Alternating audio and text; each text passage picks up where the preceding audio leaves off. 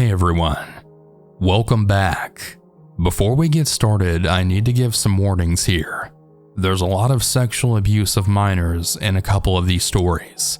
As per usual, I'll have each story labeled in the comments in case you want to skip over any of them. This is a dark one, so get ready. All that being said, let's go ahead and begin on the stories. The story contains sexual abuse as well as drug abuse. This happened when I was around 7. I'm now 20, and I'm a female. For some context, my parents got divorced when I was 7, and my mom and dad had a co-parenting plan. I was at my mom's for 1 week, and then at my dad's for the next week. Both my brother and I preferred my dad's. My mom was addicted to meth, and she had some bad people around a lot. My mom got into a relationship with a guy who we'll call Adam. Adam was nice at first. He had a kid who we'll call Kota. Kota was 12. My mom had eventually moved us in with him, and right away things were weird. He would start off by placing his hand on my thigh while my mom was out of the room. Then he would do it at the dining table. I was really confused into why he was doing that to me, because my dad or any other person never did that. He hadn't touched anything but my thigh, until one night when I was laying in my room. I was about to drift off to sleep when my door then creaked open. My bed was pushed against the wall furthest from the door, and I always had a nightlight on. So I rolled over and I had noticed Adam standing in the door. I was confused as he had never checked on me. He walked in and shut the door. Being young, I didn't really know what was really happening. He sat on my bed and started stroking my hair and my inner thighs. He then started groping my chest and moving up my thighs. He did this and only this for a few nights. I really loved going to my dad's because weird things like this didn't happen there. Christmas break was coming up, and my mom had asked my dad if she could take us for the 2 weeks of break. My dad agreed as long as he could spend Christmas Eve and morning with us. In the 2 weeks of break, things had started ramping up. Adam would come into my room and touch my privates more and more. Then he started making me touch his penis.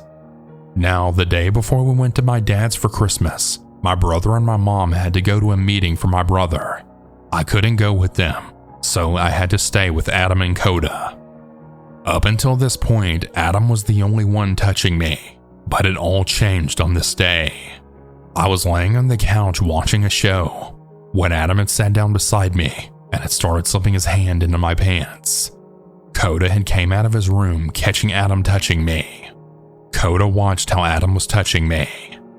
Adam then grabbed my face, kissing it over and over, all while Kota watched from his doorway.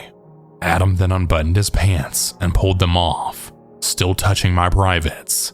He then said to Kota, "Hey Kota, you want to learn how to pleasure a woman?" Kota hesitantly walked over. Adam explained every part to him. When he heard my mom pull up, he then stopped and then quickly put my pants back on. I was in shock. Every time I was there, Adam and Kota took turns touching me. Days turned into weeks, and weeks turned into years. Finally, my mom broke up with him after hitting her, and I was finally safe. The assault happened for 2.5 years. I haven't seen either one of them since. I've taken some time to process what has happened. Adam, you're a monster, and I really hope you get what's coming to you. And Kota, I'm really sorry your father turned you into a monster just like him. May we never see each other again.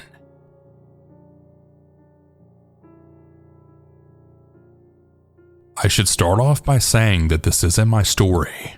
It's my dad's. My dad had a rough life altogether that really contributed to the usual dad lore that all dads seem to have. There were many stories, but one that I specifically knew messed with him a lot. When my dad was young, maybe around 9 or 10, he grew up in the time that parents would tell their kids to just be back before sundown. There was tall sawgrass that grew roughly about 10 feet tall that created a fun playground for all the neighborhood kids even if the grass was sharp. My dad was playing with his older brother, who's my uncle, and my uncle's friends. The group kind of got a weird feeling, and they had dared my dad to go into the tall grass first, even though he was the youngest. Not wanting to disappoint his brother or his brother's friends, he agreed. Now, here's some more background info. There were some nursing homes in the area that people put their loved ones in when they knew they were going to pass.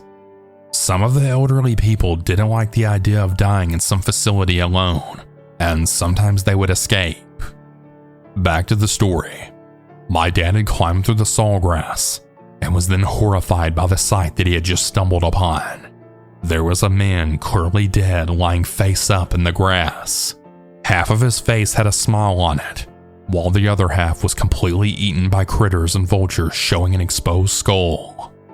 The police were called, and it was clear he had been there for a while. It turned out he was an escaped nursing home patient who didn't want to die alone in the facility.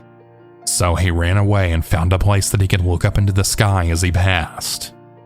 This obviously did a lot of damage to my dad, who was very young back then, and I'm not even sure if my uncle or all the other kids even saw the body. What really sticks out to my dad is that he could see the guy's skull, but on the other side of the face he had a smile. My dad in the end said he respects the guy's decision, and he said he'd also rather die out looking into the sky than dying in some facility. And I really don't think I blame him.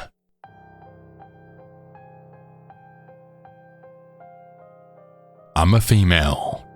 It all happened when I was 13, but before that, you need to know some important backstory. I have had a physical disability since birth. It affects my whole body, but mainly my legs, making it almost impossible for me to run. I can walk, but with great difficulty. My father died in a car accident when I was really young. On top of that, my father's family hated me for being disabled, and they spread some really nasty rumors in our small town. My mother's side couldn't be much of a help since they're either dead, too old, or just too far away. So my mom had to raise me completely alone. She had to work extra hard to provide for us, and also make me as independent as possible. Growing up, I was really isolated from my peers. Mainly because I couldn't play outside and had spent a lot of time going through surgeries. So I felt very close to my mom. She was basically my only friend at the time. I also felt bad for not being able to help her in any capacity. As the years went by, my mother was able to establish her own construction company. We weren't rich at all, but it was much better than having an office job income-wise, even in our small town. Another important thing to note is that our area is pretty popular among immigrants. Many of them have to work in construction. One of the families that worked for my mom rented an apartment right across from us. It was a big family of a husband and wife, and God knows how many kids. We became pretty close. Even though I had my own nanny, I liked to go over there and play with the children. Let's call the husband Derek, since he's important to the story. Fast forward to the time when I was about 12. My mother started to have mental health problems due to the chronic stress and overworking. She started to have severe panic attacks and stopped eating. Thankfully, she was smart enough to find herself a psychiatrist, but before the meds kicked in, I had witnessed some terrifying stuff. I had once overheard her having a conversation with a good family friend that had moved in with us for a couple of months. She said that she thinks about jumping out of a window, and that sometimes even her daughter isn't a good enough reason to stay. Another time I saw one of her mental breakdowns. She was pacing around the room, shaking and repeating to herself, "I'm gonna die, I'm gonna die, I'm gonna die." I called for an ambulance and they gave her something, and she slept for like 12 hours straight. One last thing before I get into what actually happened to me. I don't remember how and why, but I ended up in my mom's psychiatrist's office. What this doctor did next infuriates me to this day.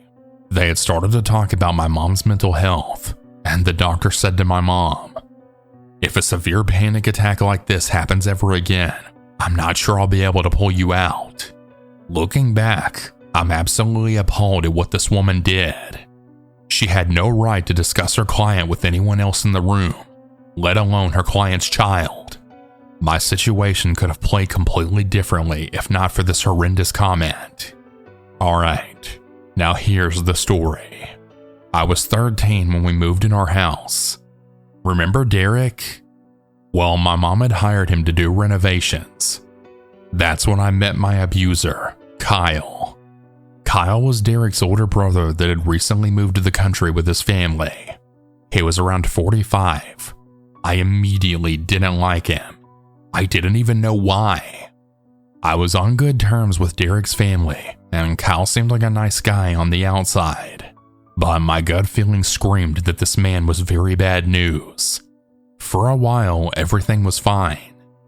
We moved in when most of the house was finished, but Kyle was still working on the basement and the living room, so I pretty much bumped into him every day. As I said, he seemed nice and even struck up a friendship with my nanny. He always asked me about school, my favorite books, TV shows, the usual stuff. I was polite to him. The strange things then started happening.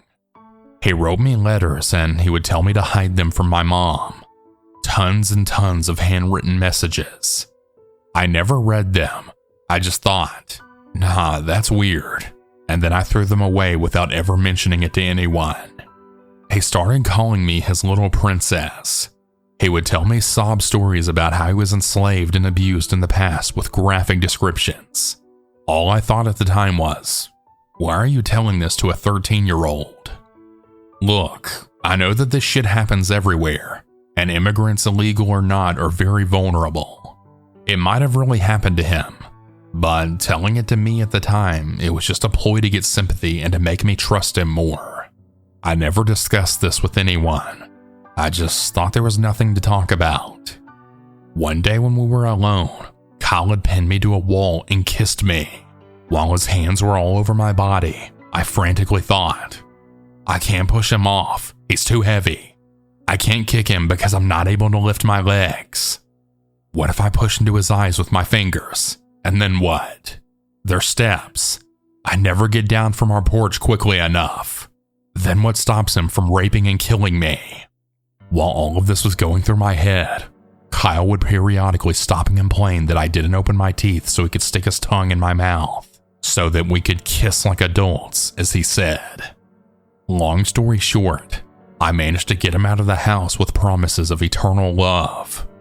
I ran to the bathroom and immediately brushed my teeth until my gums literally started bleeding. I had no illusion that I was at fault, nor was I ashamed or scared one bit. I was so angry that this pathetic excuse of a human being dared to take advantage of a disabled little girl. I guess I get to thank my early love for true crime and horror for that type of thinking. For the rest of the day, I went through numerous scenarios. What if the police don't believe me? What if my family won't believe me? Do I have anyone to turn to at school? Can I get to the station myself? These were the things that went through my head. I also wrote everything down with as much detail as I could just in case I would be overwhelmed with emotions. I was prepared for war. When my mom came back from work, I wanted to tell her everything right away, but then I stopped. She hadn't had a serious panic attack in months. She started eating and sleeping again. I remembered those words of the psychiatrist, and I thought that I'm basically giving her a death sentence. What if she can't bear it? What will I do then? So I didn't tell her. Not that day. Not ever. The abuse continued until we moved away 3 years later. I'm in my 20s now. I'm going to therapy and suffering from vivid flashbacks a few times a year. I really regret not speaking up back then. Not for me, but for the other girls that might have suffered. But I don't blame myself for it. I was 13, and I didn't know what that psychiatrist said was wrong and unethical. I didn't know that parents don't need that type of protection. I didn't know that I'm not supposed to set myself on fire to keep others warm. I guess my message is, listen to your gut feeling and be a little bit selfish. Thank you all for listening to my story, and please be careful.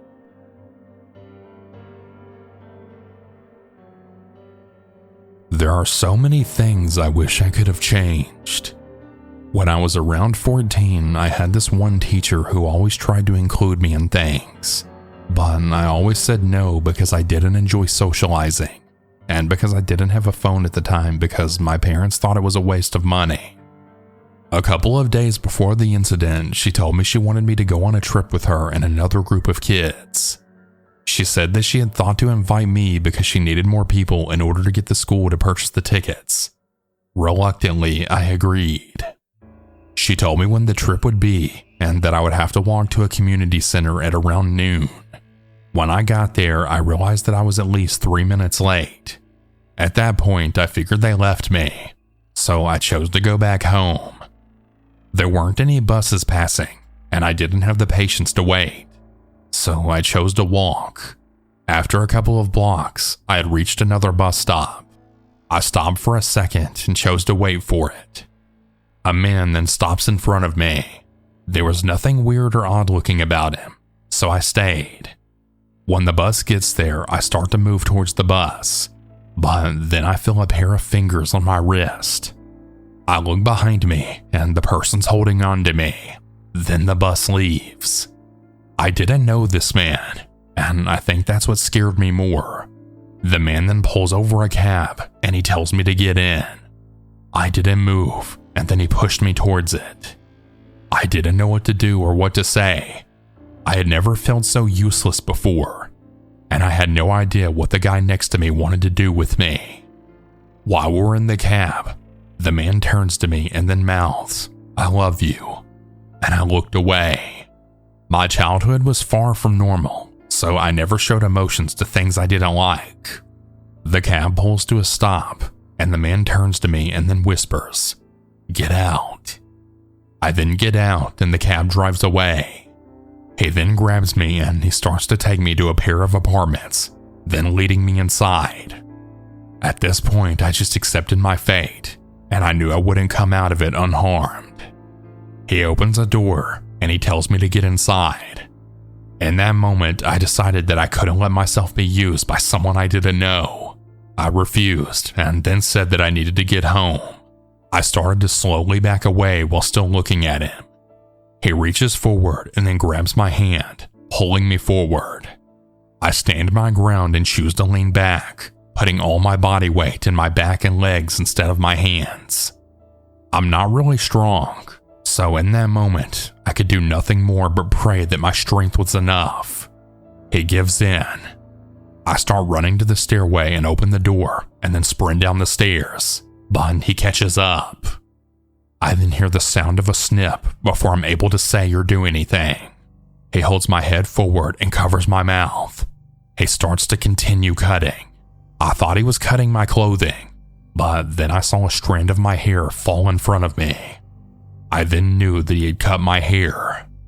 My parents had never allowed me to cut my hair because to them that's a woman's luck, and if you cut it, you lose it. I knew I couldn't stay. I started to try and get out. Then he let me go, but he wouldn't let go of my hand. He then led me out of the stairway and out of the building. He tried to get me to speak, but I didn't want to. It was then that he had started to touch me inappropriately, and when no one was in sight, I tried to move away. He tried to put his hands on me again, but this time a car passes by right before he can. He gets scared and loses the grip he had on me. I knew then that was my opportunity. I yank my arm away and then run. I could hear him behind me, but I didn't stop. After a while, I got tired and I eventually chose to stop running, but I didn't choose to stop moving. I was so disgusted and I knew that I couldn't let him get me. I stopped after a while, then realizing that I made it really far. I don't know what that man would have done if I didn't fight back. To this day, I still get chills from remembering that sick man and what he did or whatever else he could have planned for me. I'm just really glad I got away from him. Hey everyone, that's about it for today's stories. If you have your own story that you would like to send, you can send it in at southerncannibal.com or you can email it at southerncannibalstories@gmail.com. I look forward to telling your story. Have a good night or good day, everyone. And remember to always